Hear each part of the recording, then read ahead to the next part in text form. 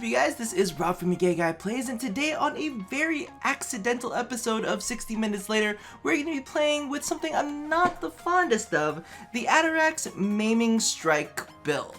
Now I talked about this in my previous video, and I was super not excited to play this. Let me go ahead and refresh my headset just to make sure that I can hear everything loud and clear, because it likes to reset itself.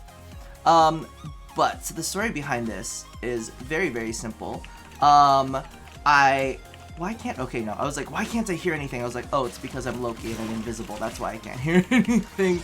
Now, the main reason that this actually happened was because, this morning, I had to get the other 60 Minutes Later video up, and my cat really, really wanted food. So I went ahead and, got his food all ready and whatnot for him.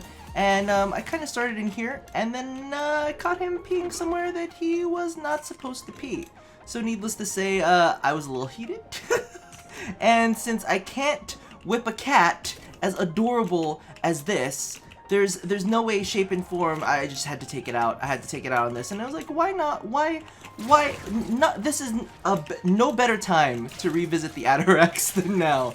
And I'll be honest with you. A part of this is kind of like I got into kind of like my killing zone, because I wasn't sure. Like, I was like, all right, let's just slap together this build, because I really haven't used an Atterax build in ages, other than the standard, because I like standard melee. You guys know that. You guys know that I cannot stand slide damage. Like, slide damage is kind of like one of the banes of my life. Being forced to do this over and over again literally kills me.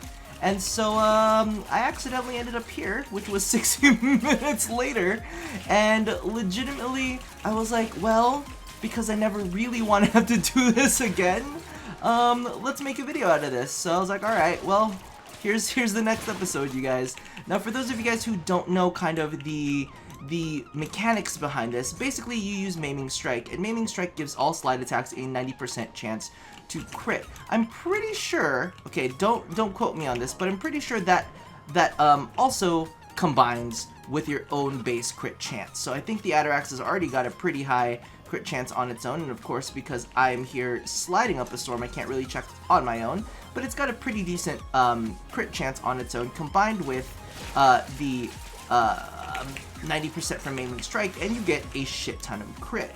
Now, here's the thing that's kind of interesting with that. Paired with Body Count and Blood Rush, that can easily get you into red crit territory.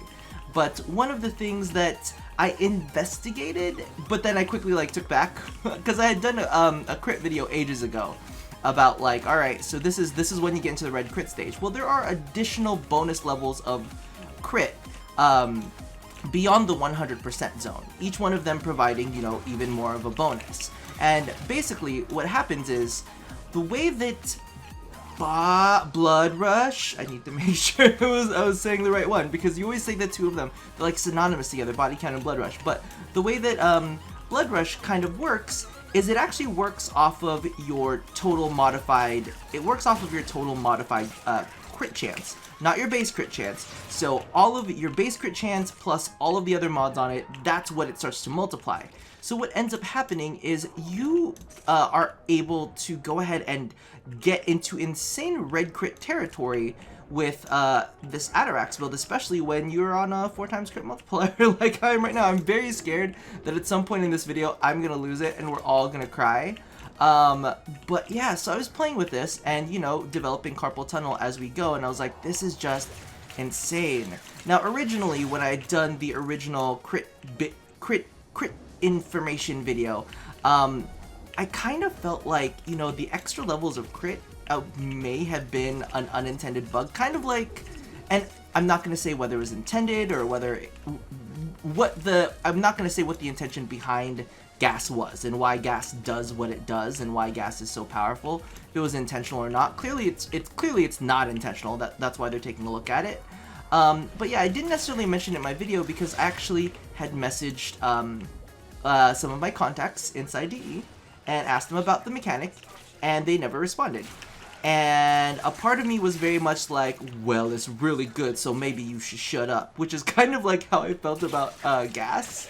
But maybe we'll have a episode dedicated to gas in its own, like, right before it gets touched. Remind me to do that. We'll talk about gas before it gets touched. let's see. Now the big thing about it is kind of like, I'm like, I don't really want to say that something is for sure, because I don't want to get, we all know, and we've seen it in the past, and I've seen it in comment sections of other people's channels, because a lot of people are very, very nice to me, usually by force, when it comes to stuff like this, but we get a lot of heat on the YouTube community saying, you got this nerfed, you got this nerfed, you got this nerfed. And, you know, we just put out our videos and we try to get out our videos as fast as possible, and then a day later, patch notes come out, and we're talking about an amazing weapon, this amazing weapon with, it's got this mechanic to it, and all of a sudden, it's nerfed. So, that's why I was like, I'm gonna shut my mouth on this whole crit thing, because it's been around for a little bit, but let's just talk about the basics. Let's not go into the extra levels, the bonus levels of this thing, because you never know. I don't wanna make this disappear. Gas has received a lot of attention lately. So we're gonna glaze over this topic. Basically, you get a whole lot of crits. You get a lot of very powerful crits, and you're able to kill things. I'm not even sure what level everything is right now. So we're sitting at 143, which isn't necessarily the highest. But we're gonna keep going, and we're just gonna take a look at how this basically all pans out, because honestly, I mean, I'm still pretty much one and two hitting things. There's also one thing that I like to do. I like to jump slide, and okay, somebody's gonna have to correct me in the comments. This is okay. When I say I don't know something, I will happily let you know that I don't know something. But one of the things that I do is, like, when I see a heavy unit, like something like a bombard, because I'm noticing that bombards are taking a couple more hits than I'd like to kill, I actually do like a jump slide, and I do that mainly because of the fact that I feel, this might not be true, okay? I feel that it gives you a headshot multiplier. I'm just putting it out there into the universe, because usually if I jump slide, I can usually kill things in like a single shot. You know what I mean? And I'm like, oh well, it used to take me like 3 hits to just, you know, 3 slide attacks to kill you. But if I do a jump slide, you just pop. We make your head pop like a cherry tomato. If you guys don't know where that quote is from, I'm gonna be very, very sad. But it was, number one, it was very racist. But it's okay, because she was Asian, and I'm Asian. And it was a really terrible, I don't know if it was a bad Asian accent. But if you ever watch, I don't want to give away the movie. If you guys can remember that quote, I want you guys to put it in the description box below, and we can have a moment to rejoice in that movie together. Regardless, yeah, so I like to do like slide jumps. Of course, it doesn't work on everybody, especially the shorties. See, look at that. See? Because if I do a normal slide attack, it takes a couple hits to kill a freaking what is it called? Bombard. But I feel like if I do like a slide attack at their head, they just kind of keel over and die in like one shot. And as you can see, this thing is doing a great job at killing multiple enemies at once, which wasn't really something that you saw very much with the Venka Prime. You definitely saw it in the Galatine Prime when we were playing that. But that's, I think, one of the biggest wins about this weapon is that you can. Come on, there you go. See, I did a little jump attack at the head, and this little head popped like a cherry tomato. But yeah, so that's kind of my stance on the Atterax is the fact that it's entertaining. I guess it's entertaining to a degree. Maybe it's just entertaining because I haven't used it ridiculous amounts of time, because there's a lot of people that kind of fall into this place of Endgame is so you have to use this exact thing all the time. And you know, yesterday I used the Venka, today I used the Atterax, and the other day I used the Galatine. You know, there's a lot of different ways to play. Right now we're taking a look at melee, mainly because of the fact that for these extended duration solo survival missions, it's really tough to do it aside from using the Narrowmon focus or using some form of stealth. I do want to mix it up a bit and see if I can't use Narrowmon with other frames to get some other cool synergies. I was actually thinking about this the other day as something along the lines of, ooh, I want to see what happens with maybe like a Necros, and then we'll get a shit ton of, orbs and whatnot. Or I can actually show you maybe we'll do something a little bit, it's still stealth though. still stealth. Stealth is king when it comes to solo survivals because nobody can see you, because nobody cares about you. Actually, I got a couple messages already. Like, the video's only been out a couple hours, and I've already got people like, oh, we'll play with you. We'll play with you endgame stuff. And I'm like, you don't understand. I record my videos at like, so I don't know if I can show this to you right now, if you'll be able to see it. Hold on. Let me stealth up and let me do this. So literally, it's like 5 in the morning right now, 5:53 in the morning, which means that I started this video at like 4 something. I like got my Atterax modded and whatnot at that point in time, which means that I was up at like 3:30 to get my cat food and everything. And then, of course, you know, I was in here for an hour, then jumped into the bathroom. Thank God for the pause function in solo. Thank God for the pause function in solo, because legitimately I went to the restroom, went ahead and put on some makeup, and I was like, all right, it's like 5 in the morning, putting on makeup for a YouTube video. But yeah, that's the part that's kind of hard about getting together groups. I'd love to do like an organized group, but you have to understand, number one, if I'm doing it with other YouTubers, then that's time that they could be making videos for their own channels, and it's kind of selfish of me to kind of, you know, pull them in and take away from, you know, their income. And I know that sounds so like, I know it's like, it sounds so like, oh, it's so businessy, but the fact is, you know, YouTube is a business, and as YouTubers, our time is money. And the big issue with that is kind of like along the lines of, okay, well, they're my friends, so I can ask them to do certain things, but at the same time, they're also YouTubers, and I need to respect, you know, their time schedules and whatnot. So, you know, I can't call like, I wouldn't call DK for these kind of runs, but you know what? I should teach him this kind of run. But he gets so antsy. He's not gonna like these. He's not gonna like these kind of runs. But like DK and Magamu's probably just getting up right now, so it's kind of like one of those things where I'm like, all right, I like the people that I feel I would make an entertaining video with, would probably not be up at this cat pee time of the morning. So unfortunately, it's Narrowmon. Now, actually, I did see a comment about what makes Narrowmon do this. They don't understand how Shadowstep works.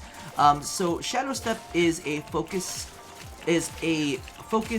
option, I guess I'm gonna call it. Like, I won't say a focus tree because I think the whole thing is a focus tree, so it's a branch.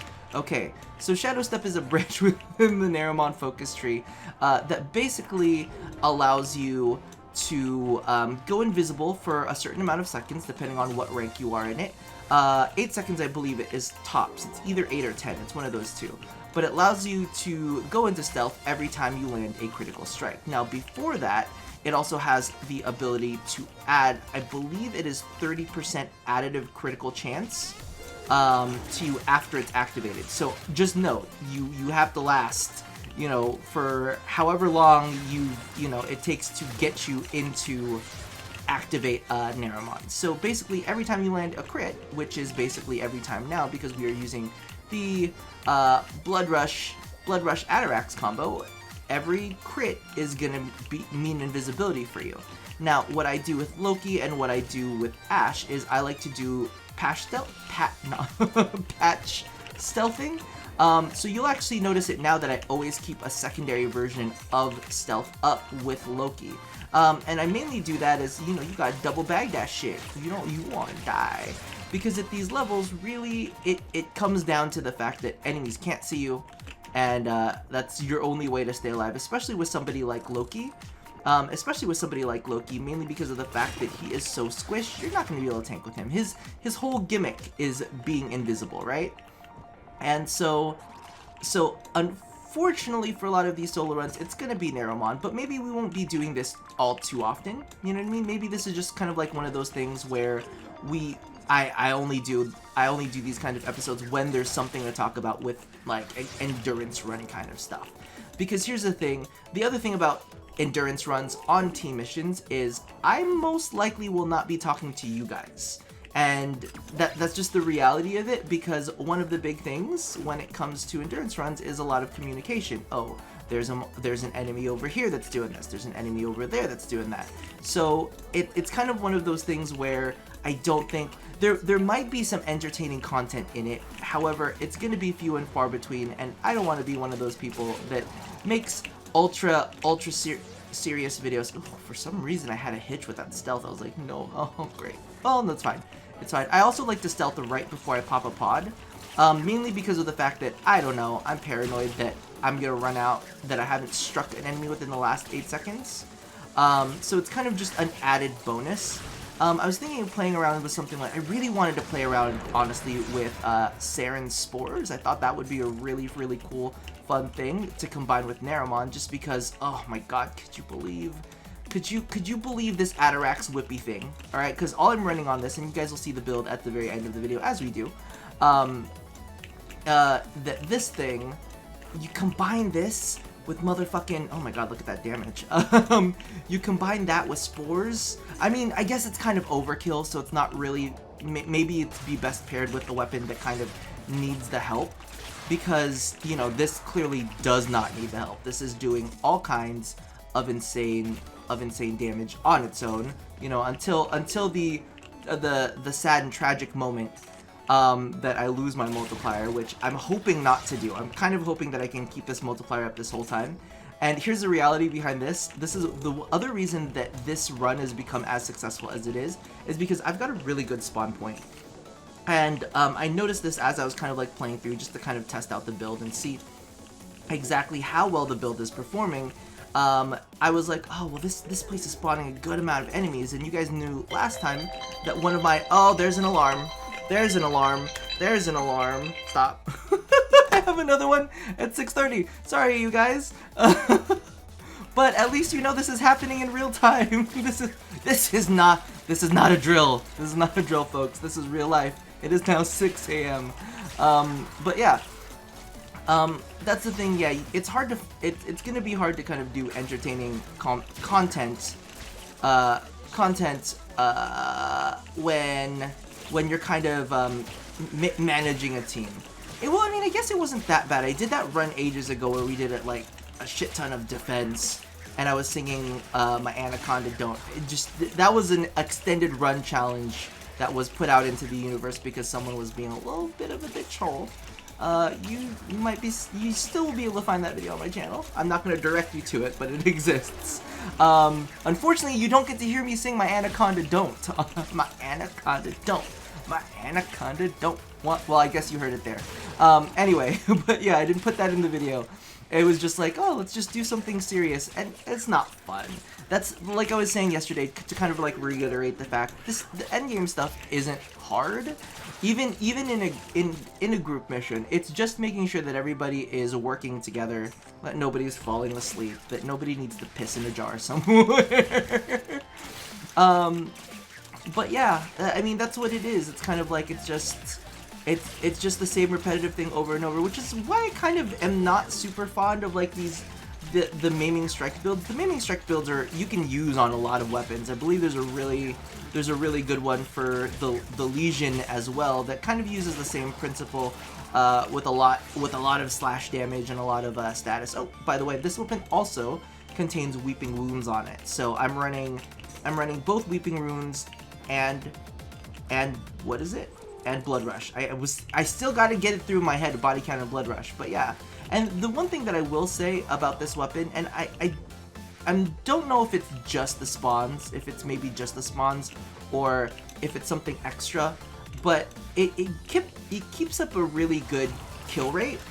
So if you notice, like, everything's going down really, really quickly. The Venka Prime had a little bit of trouble with that. You know, the Venka Prime, it wasn't the most powerful weapon on the block. It still gets the job done. However, I wonder if it's just because this thing is so powerful and so quick at taking down groups, because it does. I believe the slide itself has like a 12-meter AOE, with primed leak, so that's another part of the build.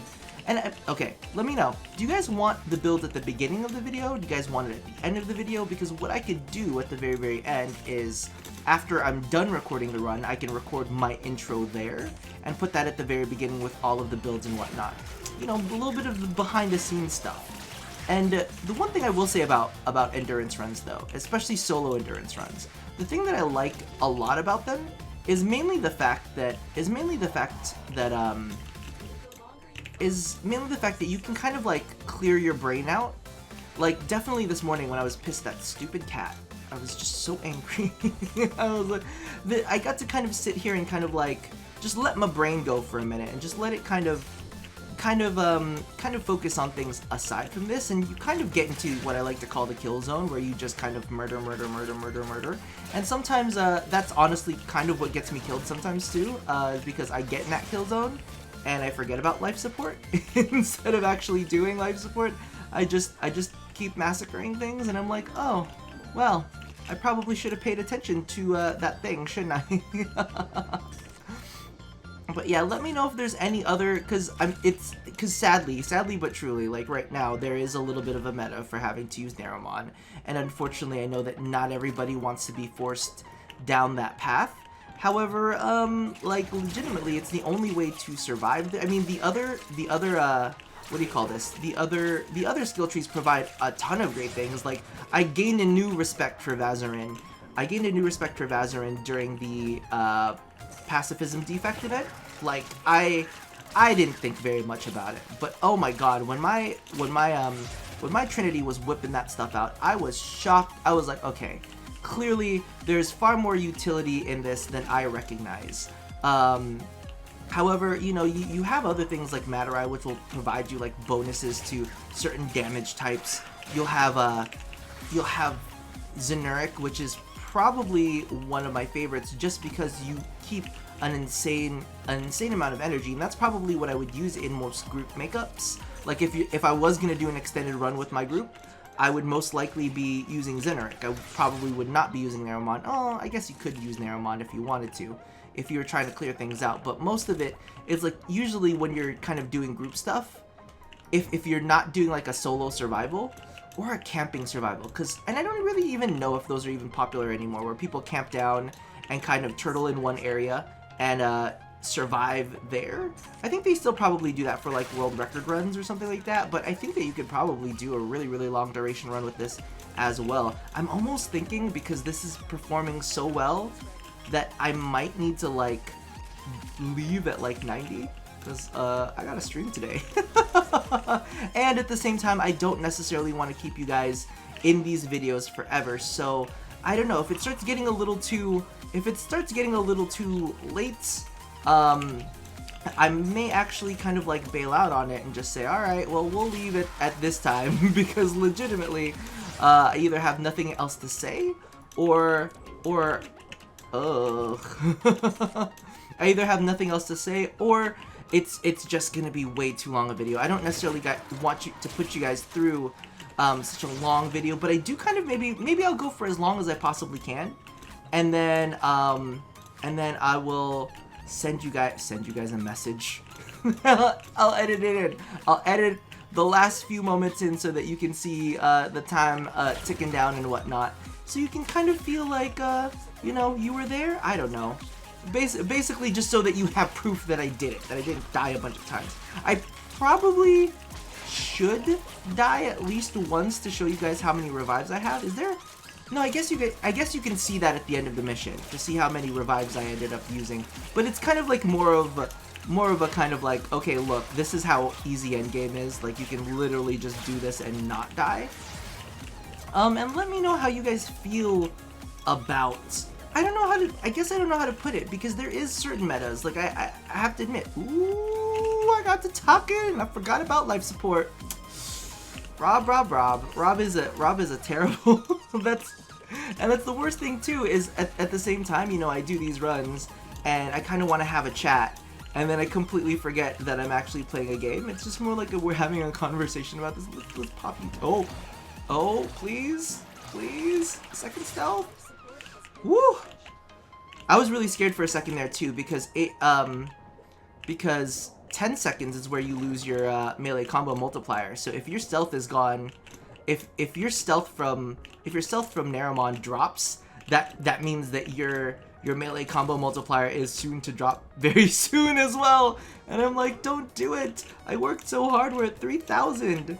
We're at 3,000 combo counter, and it feels kind of good. Maybe one day we'll whip this out again, and we'll do like some kind of like marathon, like maybe like some fundraising marathon to see how long I can go without developing carpal tunnel. We'll just take bets on, does Rob have carpal tunnel now or not?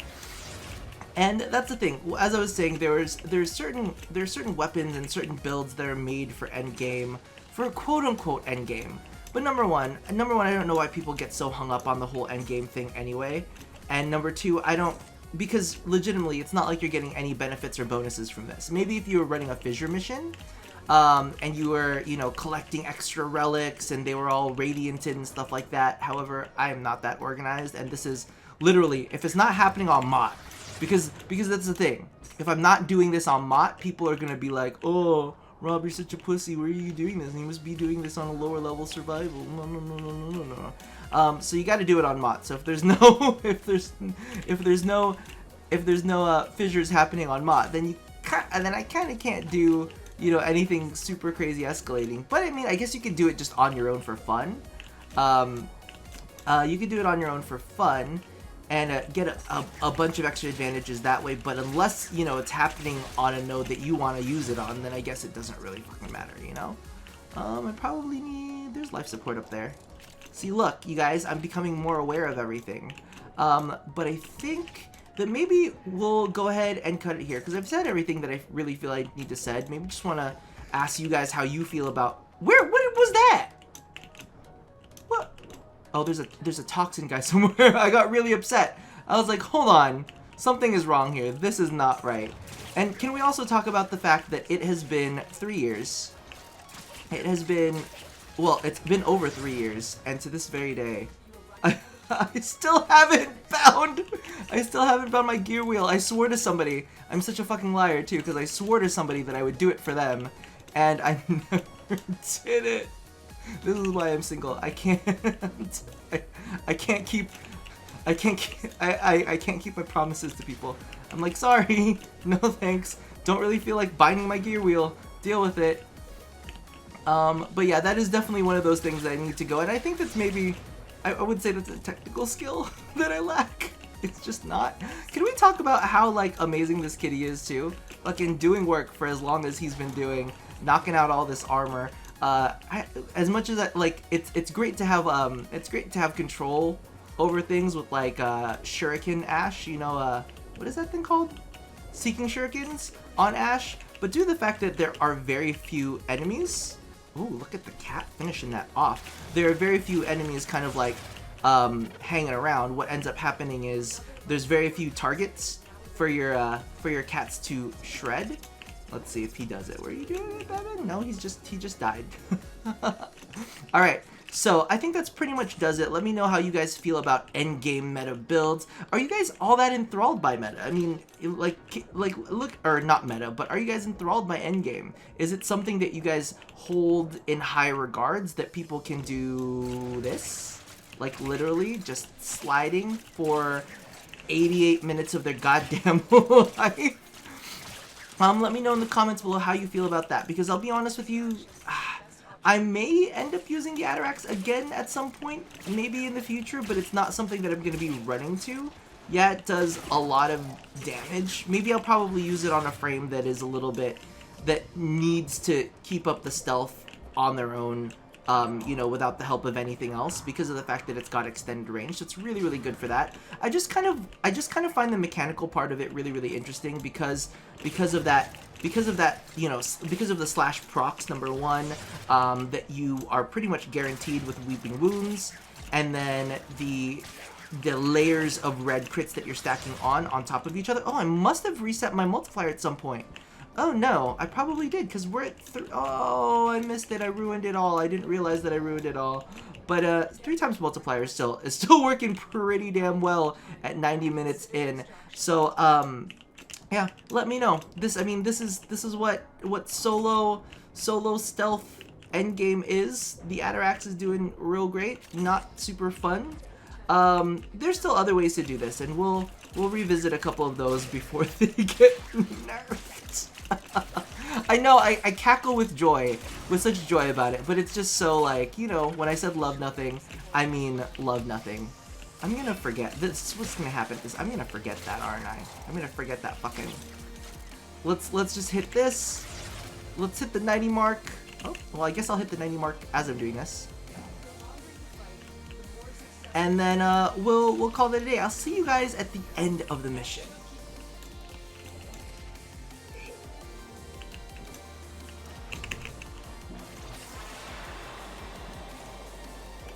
Okay, so as you can tell, I completely forgot to get life support, which is the story of my life on every single one of these motherfucking runs. Oh my god, my life. At least I like left it at a 95. You guys probably wouldn't have wanted to see it anyway. Oh, it is the same story every single goddamn time Rob forgets life support. I had so much of it too, and there was like one just up the other way. Oh, how embarrassing. Boo. No deaths, as you can see. Let's go over my embarrassment. Let's take a look at that build real quick for the Atterax. How embarrassing. As you can tell, and this is how you know I really wasn't planning on doing this run. No Scienton. Atterax doesn't match. I'm like, okay, I see how this is. So this is the build that we have for the Atterax. Nothing too out of the ordinary. A bunch of primed shit, but the big stars of the show are, of course, Drifting Contact, Blood Rush, Weeping Runes, Wounds, Maiming Strike, and another big one is Organ Shatter because of the fact that you're getting so much critical damage from all of that slashing and what's not. So that's kind of what works for me. That's what works in the whole Narrowmon stealth double bagging, because you know you don't want to get Warframe pregnant. Well, I mean, unless you know you are. Anyway, I'm gonna let you guys go. I'm still really sad that it was the exact same thing that gets me every single time, as I never pay attention to life support. No, it's doing so good. Anyway, so as always, love somebody, hurt nobody, and touch yo body. And get that fucking life support as well. I'll talk to you guys next time. Bye-bye.